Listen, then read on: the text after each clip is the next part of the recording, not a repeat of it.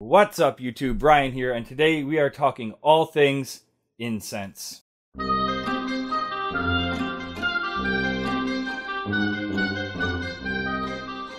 Incense is one of those weird things that doesn't really have a place in modern Christianity today, at least not postmodern American evangelicalism as a sect of Christianity. But incense is biblical. Now you might be saying, but it's Old Testament. Okay, not necessarily the case. We do read about incense being offered to the Lord in the Old Testament, right down to specific recipes for the incense. We read the psalmist right in Psalm 141, "Let my prayer rise before you as incense." Probably one of the most beautiful pictures of prayer that there is.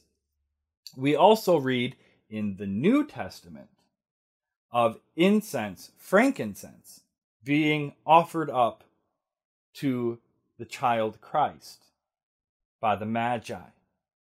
We read in the book of Revelation that the prayers of the saints are mingled with incense coming from a golden censer before the throne of Christ. Incense and prayer are kind of interconnected. Now again, Christian freedom and liberty, neither commanded nor forbidden. From last week's episode, same kind of thing with incense. There's no command for Christians to use incense. It's also not forbidden.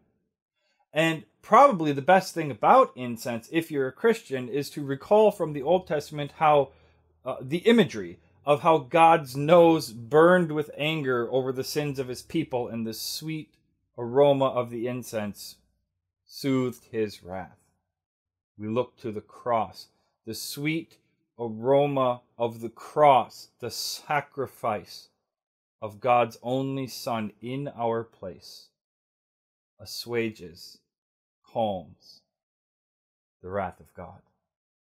And when you couple that idea with "let my prayer rise before you" as incense, choosing to use incense can alter the way you pray.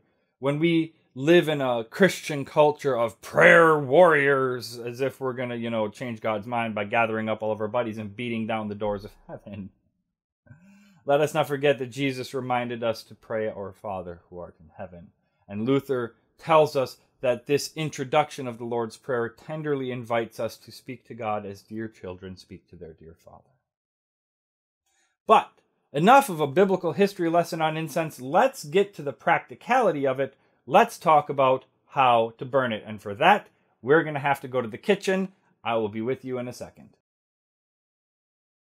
All right, so here we are in the kitchen. I've got everything set up for how to burn incense. It's really quick, guys, and it's really easy. So first things first, it's a matter of preference. Like, you can go to your local Walmart or anything like that. I got this frankincense for like 98 cents, and it's on a stick. Lots of people burn incense on a stick, but you get what you pay for with incense. So you got to remember that and take that into consideration. Like this, smells like a bar of soap. Not the greatest quality in the world. There's also lots of different incense that you can get on the internet for pretty cheap. That's kind of like what I'm going to show you. The only problem is again, it's pretty cheap, and rather than burning completely away, it will bubble and tar and smother your coal. And you don't want that because you don't get as much burn time, and it doesn't smell as good, and then you're just wasting your money because you got to spend it on coals. It's a matter of conscience. Like for me, I'm not comfortable going into my local hippie store and getting incense sticks or incense cones. Again, another way of burning incense that may smell really good, but it's more chemical based than authenticity based. So I go with real incense, and I get it from an Eastern Orthodox site. Even though I'm not Eastern Orthodox, I'm more comfortable. There's also probably a lot of Roman Catholic sites that you could get incense from. Now, this demonstration is not for in-church use. Maybe I'll do a demonstration on that in the future. This is home use. And there's lots of different ways you can do it. You need something to put the coal on. So like this little dish right here comes with a little dome top that if I flip upside down, I can put the coal on. but I prefer to use this to burn as an oil lamp. So, or you could see it here being with the lid flipped upside down to hold beeswax candles. So what I have this. There's just this little incense burner, and what I really like about it, I like the cross. I think the cross as front and center and above all else really gives the message that I want given when I burn incense. So here's what we do. We start out with our charcoal right here, like this, and we place it, well, no we don't actually, but good thing, I don't know how well you can see this, there's rocks in there, because I don't want to be setting my charcoal right at the bottom, and airflow underneath the rocks will help the charcoal burn more evenly. So what we're going to do is we're going to take our charcoal very carefully, we're going to light it. I don't know if you can hear it popping and fizzing, but it is, and that's because the charcoal that I use has gunpowder in it, which will help it ignite and burn evenly. I try to get it about as level as possible. And this smoke that you're seeing right here, you win some, you lose some. It's going to smell like charcoal. Sometimes I'll light it outside and then I'll come back in once the coal is nice and white.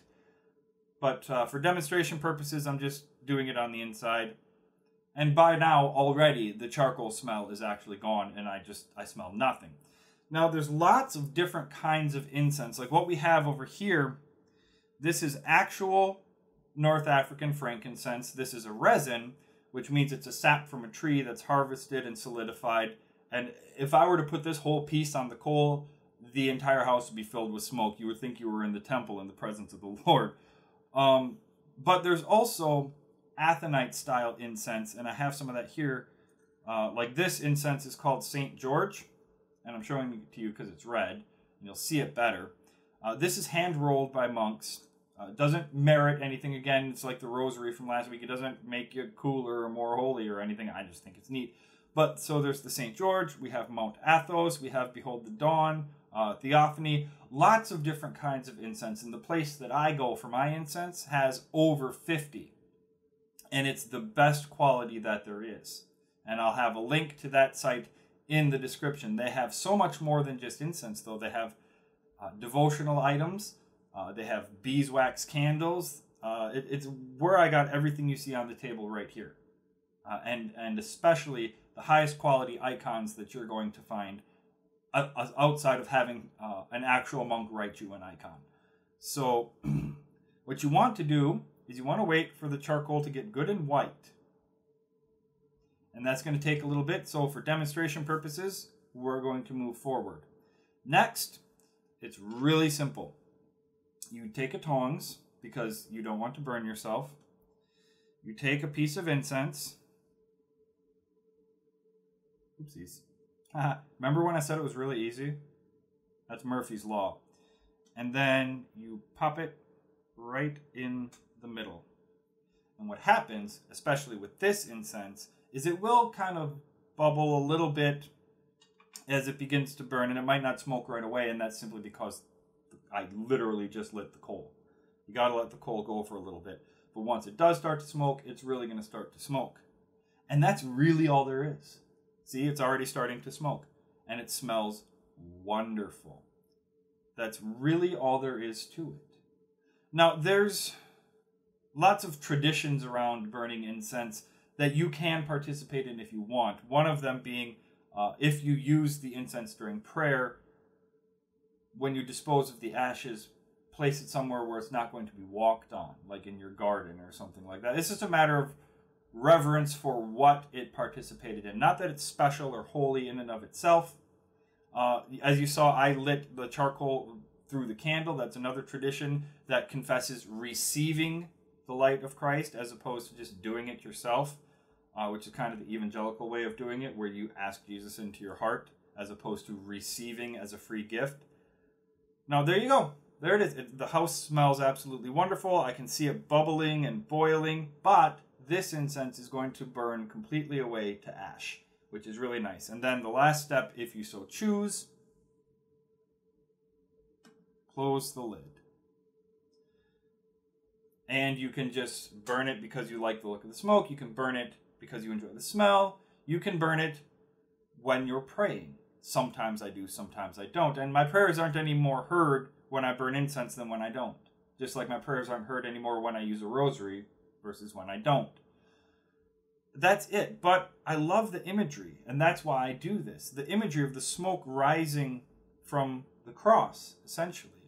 That sacrifice offered up to God pleased him, calmed his wrath, and from the cross, Jesus exchanged our wretchedness for his righteousness.